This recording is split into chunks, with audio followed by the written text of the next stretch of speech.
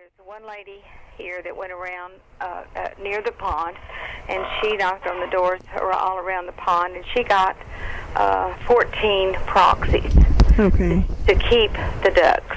Mm-hmm. And that was people around the pond, and everybody loves them that lives around the pond. And I don't even know why the others are complaining, because the ducks never go down there in those other areas. But anyway, they also, to get rid of the ducks, they had knocked on doors, and they had, I don't know how many proxies, but they, with their votes and the proxies, they had 29 again to take the ducks out. You can tell the mamas from the papas. The mamas, if they're sitting on the nest, they make a different noise, a different quack. It's like an old hen. People feed them, and you know, they're almost pets. They're just they're precious. We look for them every day to see, you know, if they've been thinned down.